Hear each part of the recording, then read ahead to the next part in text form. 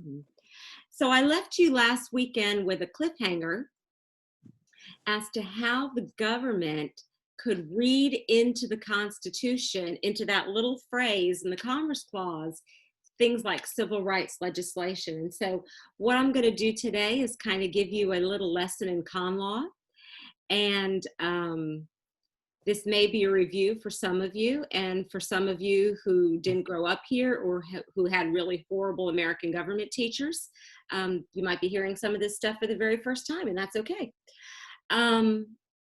So we're going to kind of go over the way the Constitution is structured, what our founding fathers were thinking, and why they were thinking it. And so how all this stuff comes around, and how the court kind of gets the power that it has. Most of this is not going to be in your textbook. I'm kind of filling in the blanks of the textbook.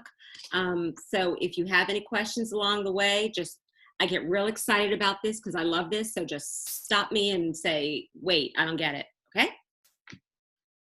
All right. So we've got our Constitution of the United States, and a constitution, the definition of a constitution is the basic law of a nation or state.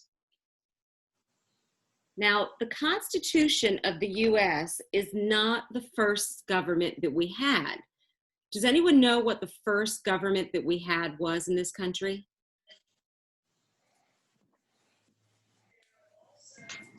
Wasn't it the king? Because it was before the Well, you're before. right. No, well, okay, you're right. Very early on, when we were still a colony, yes, we had King John. We were under the British throne. But once we declared independence and we won that little rebellion that we did, we formed a government. What was that government? Articles of Confederation. That was the Articles of Confederation. Does that sound familiar to anybody?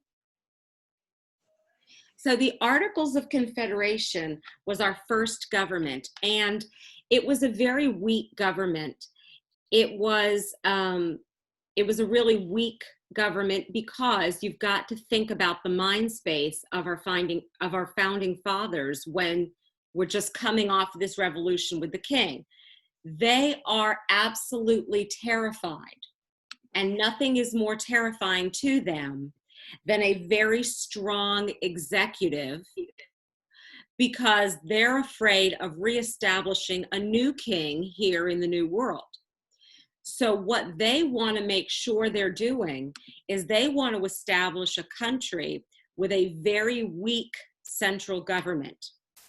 And they want most of the power to lie with the 13 colonies, or now the 13 states.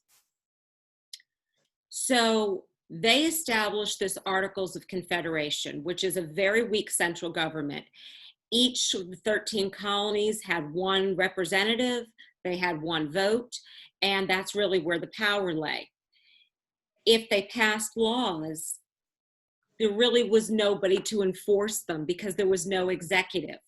If the federal government needed to collect money, there was really no way for them to do that because money was going to be given up by the states on a voluntary basis.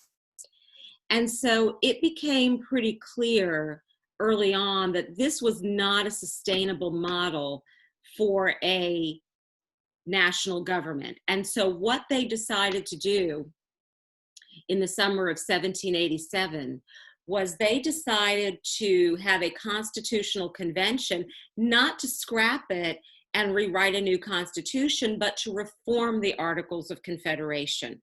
What ended up happening, though, is they did scrap it, and they ended up writing a whole new constitution. And so our Constitution was written 1787. That's our second government. That's the one we have now. And that government was still designed in such a way, still in that same mind space, that we don't want any one person to have too much power. And so Article 1, written first, the first branch they're going to deal with is the legislative branch. And that's going to be the branch that's the closest to the people. We vote directly for the members of the legislative branch. Okay? We have what's called a republic. We don't vote directly on national issues, but we vote for our representatives who then vote for us, and we vote for them directly. Stop me right there, especially those of you who aren't from the US, make sure you got that. Yana? Can you repeat it one more time? See, I knew it. I'm good at this game. Okay, so our legislative branch, the way it works is that we don't vote for things as a country. Like, we don't vote for laws as a country. We vote for representatives who in turn do the voting for us. So that's what's known as a republic or a representative democracy.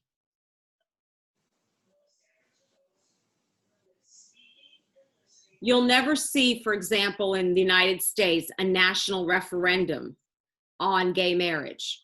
That would never happen here. We vote for representatives who then pass laws. Anybody else before I move on? Because for some of you, I'm going to sum up the entire semester of American government in half an hour here. Mm-hmm. Okay. So then Article 2 is the second article that deals with the executive or the president. And that's the president and all of the departments that go underneath the president. And that president, again, is somebody we do not vote directly for. We are one step removed from the president, because when we vote, who knows what we actually vote for, who we actually vote for. For example, in November, we won't be really voting for Biden and Trump. Who are we really voting for? An elector. An elector, right. We are really voting for the electoral slate that the state puts together. And then the Electoral College meets in December and they vote for the president. The popular vote, what's going to happen in November, does not really matter, as we've seen, because 4 or 5 times now in our nation's history, it doesn't matter. You can win the popular vote and lose the Electoral College. It's the Electoral College that matters. And then Article 3 is the court. And really, all the Constitution of the United States does is establish a Supreme Court. All the other courts are going to come later. Only that one court is established. And that's even a further step removed from us, because we don't vote for justices. We don't appoint justices. Does anybody know how justices get on the Supreme Court? If you don't, that's okay. I'm here to tell you, but does anybody know? Jacob, you had a fabulous education at Childs High School. Tell me what you learned in American government. Well, I mean, all I know is like the Supreme, like the justices on the Supreme Court. Is that what you're talking about? Yeah, how do they get there? Well, all I remember from high school, them saying is just like they stay there for a long time, and like they can stay there for a while. It's like something to do with They can stay there for life. right. Yeah, it's something to do with I don't even know. I don't remember. You can stay on the justice as long as you have good behavior. Yeah, as long as they don't do something really heinous. Once they're there, they can stay for life. But how do they get there? Who puts them there? Okay, Jacob, who'd you have for American government? You got to tell me. For American government, I don't even remember who I had. That was like, I think Professor Mr. Brennan, I guess my senior year. That's who I had. So okay. He's a good guy though. How they get there? We'll refresh Mr. Brennan's class for you. How they get there is that the president appoints them, and they have to be approved by the Senate. So they are the branch that's furthest removed from us. we really have as little to do with the Supreme Court as we do with anybody. So we're closest to the legislature, we're one step away from the executive, and we're 2 steps away from the Supreme Court. They're the furthest removed from us. So the idea was that the court was not going to be making laws. The court's power was simply going to be interpreting laws and making sure that nothing is out of line with the Constitution. That was our founders' intent. The court itself had some other ideas for itself. So the court early on gave itself a whole lot of power.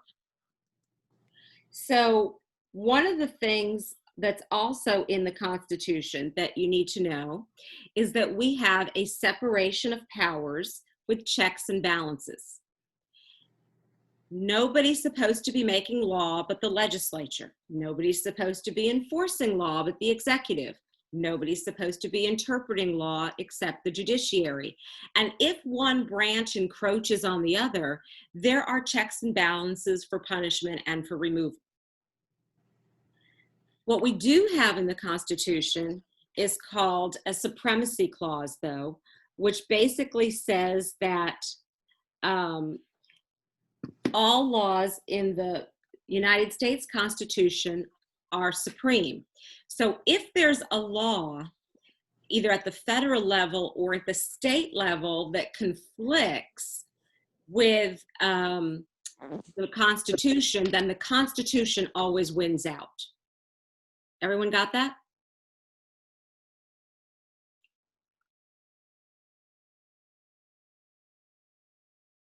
Anybody not got that? Oh, yes. Can you repeat yourself again one more time, please? Okay. See, I was waiting for someone to say it. Okay. Water. Okay. So if there's a law, because of the supremacy clause in the Constitution, that conflicts with the United States Constitution, the United States Constitution always wins. So if there's something in the Florida Constitution that conflicts with the United States Constitution, Florida loses. Does that make sense? You cannot do anything, have any law that goes against the United States Constitution. And that's due to the supremacy clause. So now I'm going to tell you how all this plays together and how the Supreme Court decided that it was going to give itself the power to knock all these laws down. Okay, so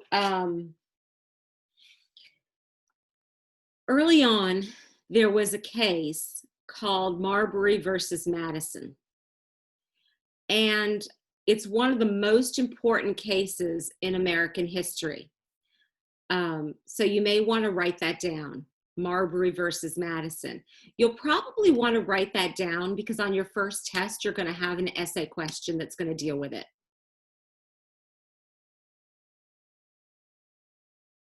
Can you repeat that? Oh, see, now I got your attention.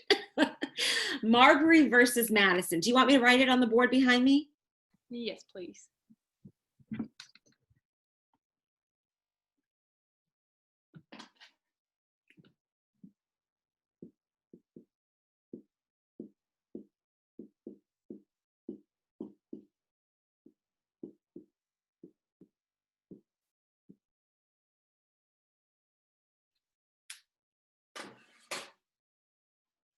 Can you all see that?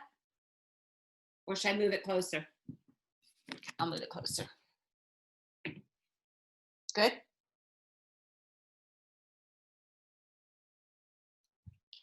Absolutely one of the most important cases in American history. The actual case itself really wasn't super duper important as far as the content of the case. But what happened during the course of this case is the Supreme Court gave itself the power of judicial review, which means The Supreme Court decided in the course of this case, it was a little nothing case. It was somebody was suing the president had appointed somebody to an office. It's like a little nothing thing. And they didn't get their appointment, something like that. But that's not the important part of the case. The important part of the case is that the court gave themselves the power of judicial review, which meant that they decided that they could look at any law that was passed at any level of government and determine whether or not it was in line with the federal Constitution or not. And that is a huge power. That is not written into Article 3. The founders did not give the power of judicial review to the court. They did not give them sole responsibility to determine whether or not all laws were constitutional or unconstitutional. They were only to interpret the law. And who did they expect to make the laws?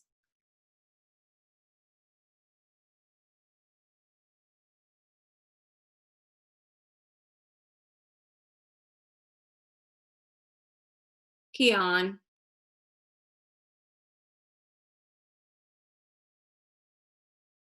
Keon, I can't hear a word you're saying.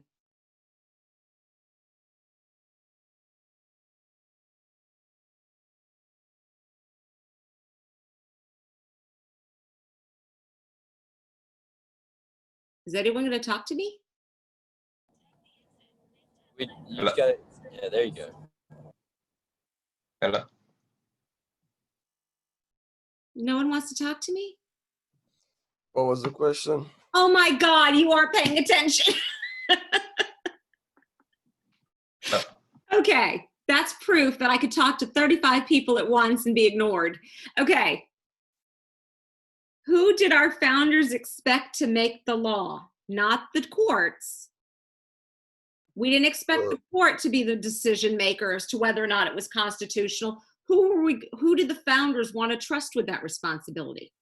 The people. The legislative branch. Right, the legislative branch. That was the branch closest to the people, and the founders trusted them to make laws that were fair and just and in line with the Constitution.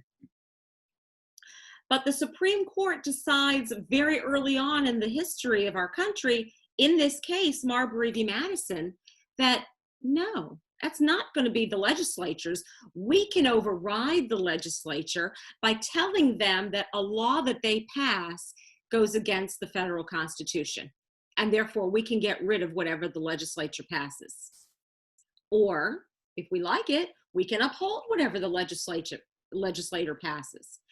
And that gives the Supreme Court a tremendous power that was never intended by the founders, because it's not in the Constitution.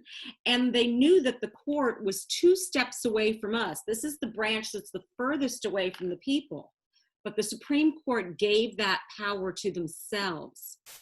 And because of that principle that we discussed last week, in which decisions typically stand unless the court sees fit to overrule their own decisions, we have had that system ever since, where anything that happens now, the court has the right to say, get rid of it. It doesn't go along with the US Constitution, or, yep, the Constitution supports that. And what was that principle that we talked about last week? I promise you this stuff's important and it's on the test. I'm not just doing it because I love it.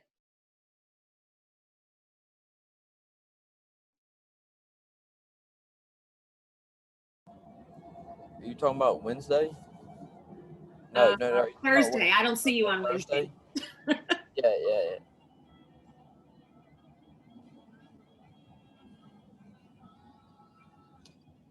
Yeah, I can't remember. Does anybody want to remember? Does anyone want to try? I mean, once when you say it, then I'll definitely remember, but. Sorry. Is it Something about the baker in Colorado? Yeah, we talked about the baker in Colorado, but that's not the principle. It was a Latin term. Is it stare? Stare decisis. This thesis. Let the decision stand.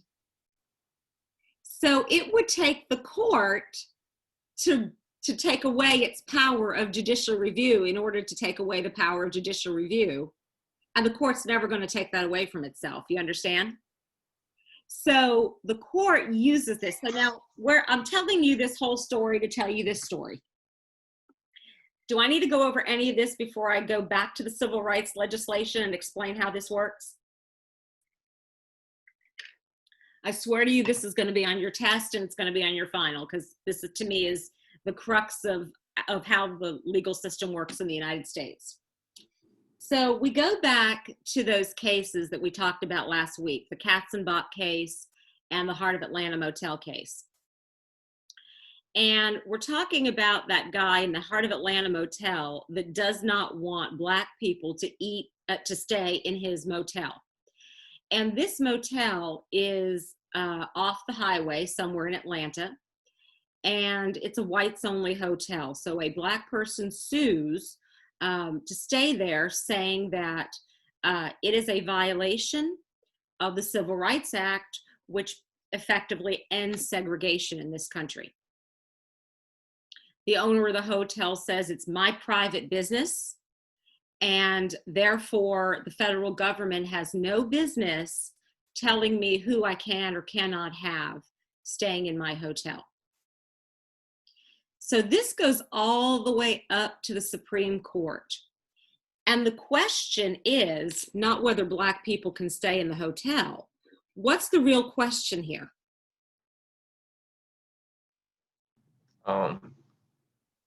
Can the government interfere with his business?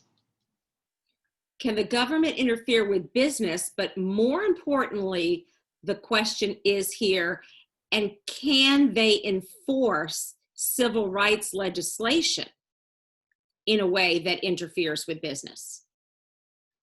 And so that's what's ultimately going to carry the day. And so what the owner of the motel is going to say is that you cannot use civil rights legislation to interfere with my private right to own a business and run my business. Civil rights legislation has nothing to do with that. And the court says, yes, it does. And the court upholds the Black person's right to stay in the motel because it's a violation of the Civil Rights Act, which they can uphold through interstate commerce. Why? Because the hotel is located off of the highway. And when people drive on a highway, they're going from state to state, and they're spending money, and they're using gas, and they may stop at places, and that impacts interstate commerce. And denying a Black person the right to stay in a hotel might discourage them from participating in interstate commerce. Does that make any sense? It's a huge stretch. It's a great result, but it's a big stretch. I mean, really, you have to see that that's a big stretch of the imagination. So we go to the restaurant, okay? So we go to Katzenbach versus McClung, and we go to the restaurant. And the restaurant owner says the same thing. He says, Black people can come to my restaurant and they can take out the barbecue and they can eat it in their cars, they can picnic, they can eat it in their homes, whatever, but we're not going to let them come and sit in our restaurant and eat. That's only for white people. This is my private restaurant. And he gets sued saying, you know what? That violates the Civil Rights Act that says Blacks and whites can eat together. We're not going to have any more segregation. And we can enforce that through the Commerce Clause. Well, he says, but this is my locally owned restaurant. I have my own farm. I slaughter my own hogs. I make my own barbecue. How does this happen? How does this happen? How does the restaurant, people eating in a restaurant, affect interstate commerce? What do you think the court's going to say?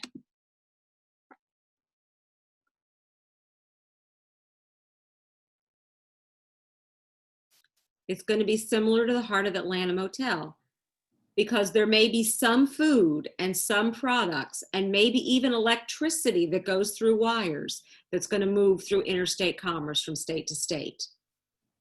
And therefore, maybe you've served some product or you've used a takeout container that comes from another area. That affects interstate commerce. That's under the jurisdiction of the federal government. And anything that discourages integration affects interstate commerce. Great result. Does it really make sense when you sit back and look at that? Or does it just look like they were trying to tease something out of nothing to get the result they want?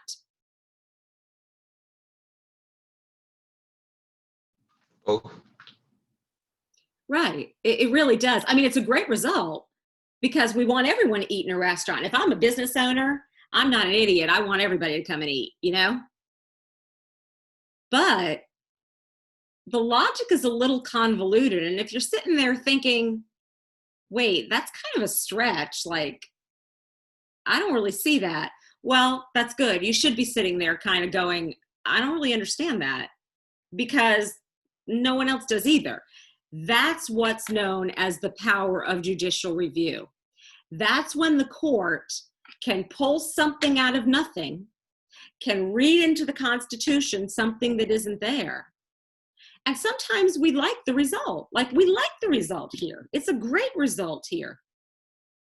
But really, they pulled it out of nowhere. I mean, that is the ultimate pulling it out of thin air. And that's what judicial review is. And the court gave themselves that power to do that. Whereas really, the legislature passed the Civil Rights Act. It should be enforced by the executive. The judicial branch really should not have had anything to do with it other than saying, yes, it's legitimate to have a Civil Rights Act. But they moved things along a little faster. So there's other examples of that as well. So what would be another example of something like that? And we started to touch on all of this last week. Because we are a nation of 50 states. That's what federalism is. We're really supposed to go state by state, and each state is allowed to be different. So I remember when it's our AP government. So it was about the speed limit one. So like one state had like a speed limit of 70, and inside like the country, but inside the city it was more like 35. Mm-hmm. So like people used to travel to the states where the city is and get like speeding tickets. So somebody took it to court and was like, over here, over in where I stay, speed limit is this. But it was basically saying like you gotta obey by this state. I've got the court case like though. Well, right. It's true. I mean, everybody can make their own, for example, things like that. Everyone, and anybody who's ever driven through a small town in Georgia and gotten a ticket, you know, the signs change like that. And every little city can have their own speed limit. That's for sure. That's absolutely true, because we don't have to be uniform. What's acceptable in one state doesn't have to be acceptable in other states. The states were designed by the founders, and the words they used for it really was that they were going to be laboratories of experimentation. And what that meant is we were going to see what kind of worked and played with it. What worked for the people of Iowa didn't necessarily mean it was going to work for the people of California, and that was okay. Different people had different standards. Community standards were going to play a part. So we get laws like abortion laws. And abortion laws then are going to be different state by state. Some states allowed abortion. Some states banned birth control.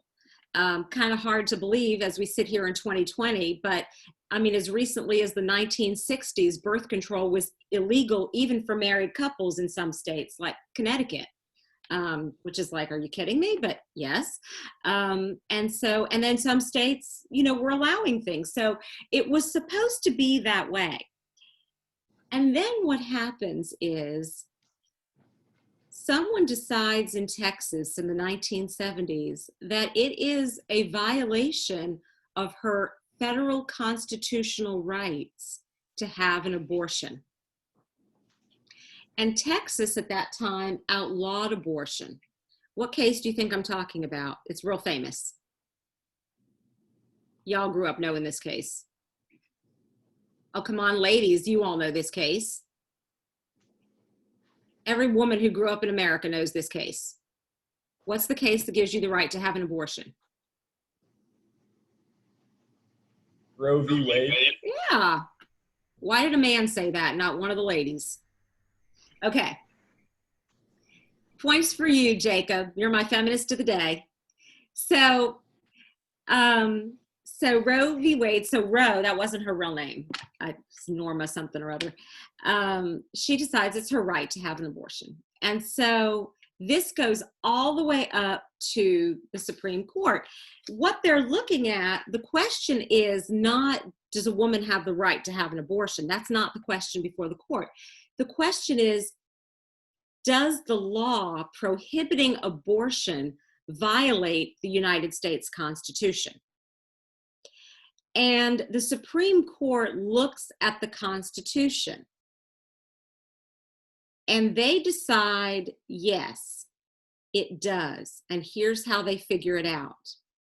They use the power of judicial review and they look at the 14th Amendment and they look at the fact that everybody has the right to life, liberty, and property. And they say, that's your liberty interest. Liberty means you have the right to do with your reproductive system as you wish.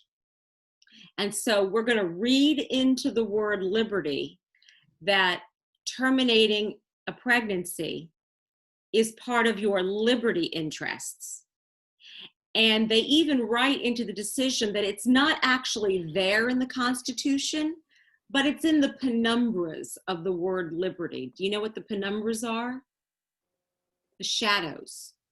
I was about to say they're getting lost. Huh? I was about to say they're getting lost.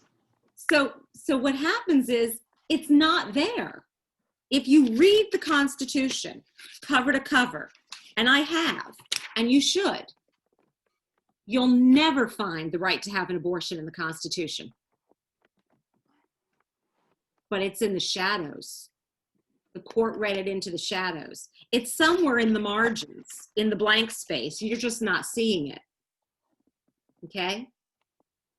That's how we get rights like the gay marriage rights, because that's in the liberty interest. Where does it say anything about marriage at all in the US Constitution? Do you know? Any kind of marriage. Nowhere. I don't think it does it? No, it doesn't. Because who's supposed to deal with marriage? Us. Wait, the court.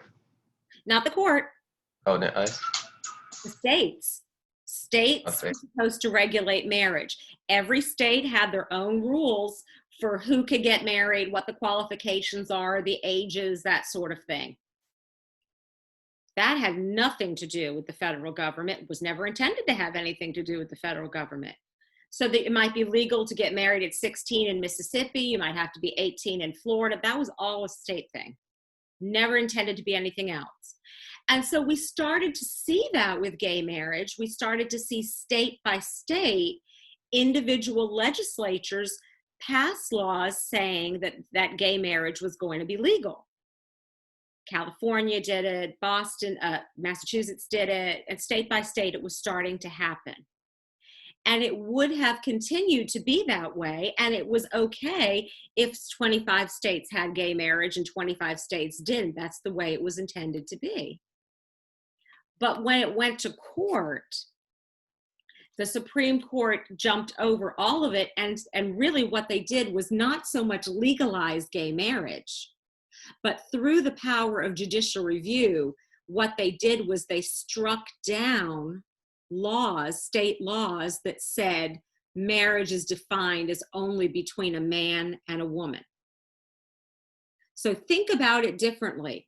It's not that the court passed a law saying that gay marriage is okay. It's that they struck down the laws that limited the definition of marriage. Does that make sense the way I'm putting that? If it doesn't, tell me, because it's clear as a bell to me, and I want you to understand how this works. And I want you to be frightened about how much power the Supreme Court has. Right now, you should be saying to yourself, holy God, why is there a branch with that much power? Even when we like the result. Because I want gay people to get married.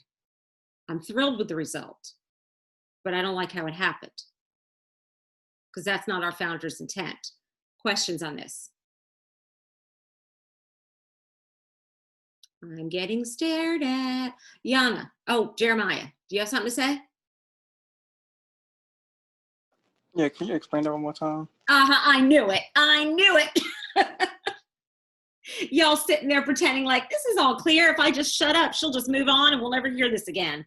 No, it doesn't work that way. Okay, so what the court is doing by making gay marriage legal is not saying gay marriage is legal and we're upholding gay marriage laws. No, it's the opposite. They're striking down and saying laws that limit the definition of marriage are unconstitutional.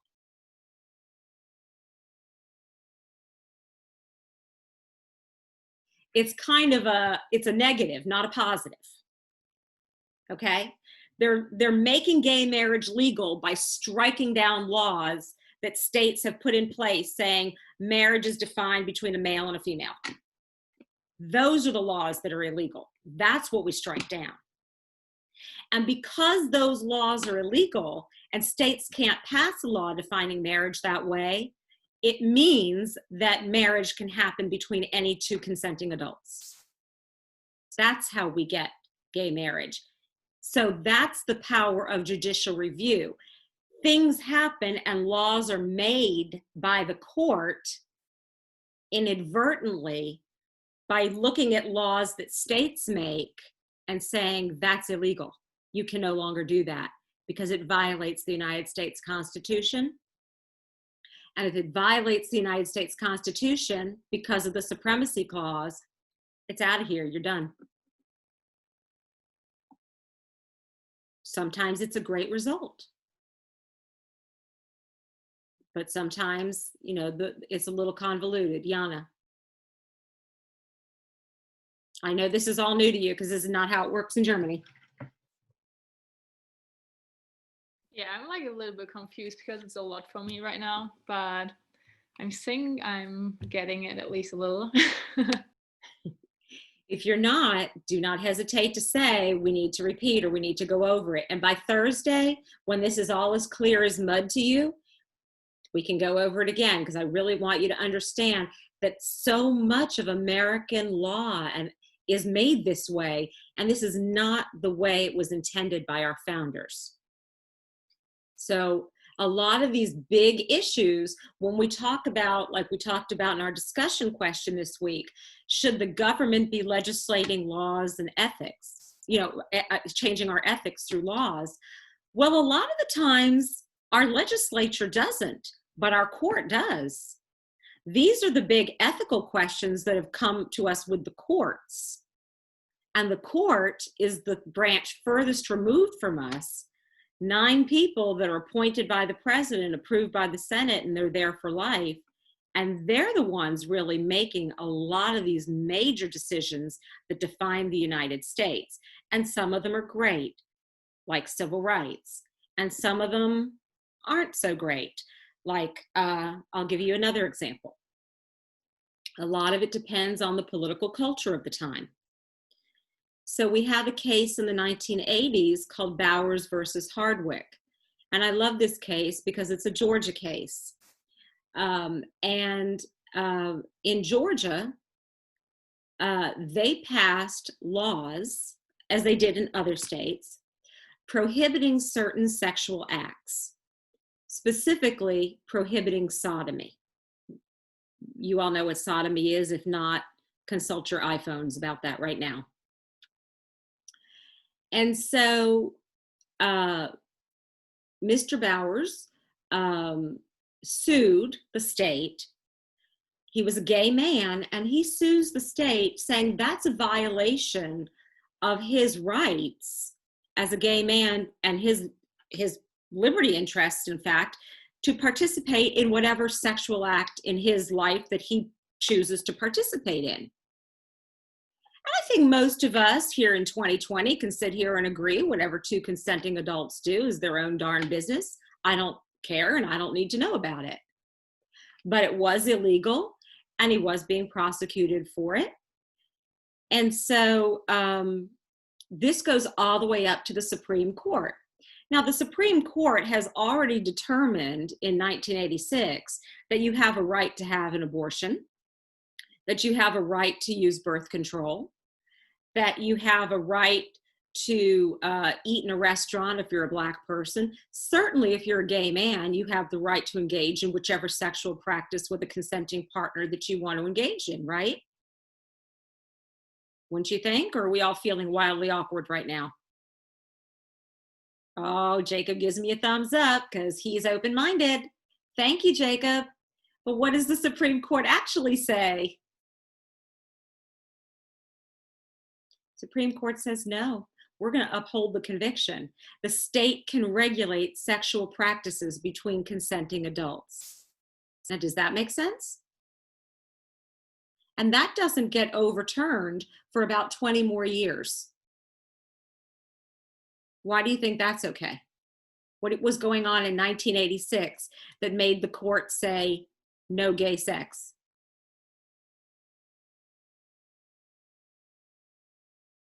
So you all don't think about the 80s the way I do, but your parents would remember this really well, what was going on in the 80s that freaked everybody out. Something you guys have just learned to live with as part of your culture. No, I actually don't know. AIDS. Okay, yeah, I was going to say that. AIDS, yeah. HIV and AIDS. See, you all have learned to live with it because it's endemic. You know it's there. We didn't, when I was in high school and college, it was just happening. So we were not living with it. We were freaked out by it. And so the idea used to be called the gay plague. And so everyone was really scared of it. And we thought, okay, well, if we could just stop gay sex, we're going to stop HIV and AIDS. Well, we know it doesn't work that way now. But the court, in that spirit, went ahead and upheld that law because they were terrified of the HIV and AIDS epidemic. That's what was happening. So it's going to take another 20 years for a law like that to get overturned when we finally realize, you know what? Whether gay people are having sex or not, we're going to have HIV and AIDS. One thing has nothing to do with another. So sometimes judicial review works really well, and sometimes it doesn't. And so that's just an example of how sometimes the court doesn't necessarily side with the people, because they really, you've got to remember that the court is and always will be a political body. It truly is. So questions on any of that? I love the Bowers v. Hardwick case for that reason, because there we are in Georgia, right through the 80s and 90s, worrying about who's doing what to whom. Questions? There is nothing more awkward than talking about sodomy at 10 o'clock in the morning on Zoom, huh?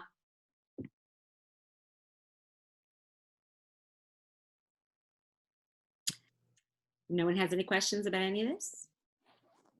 Avery? I think I'm good. You're good? Yep. Jack, you good over there in Sweden?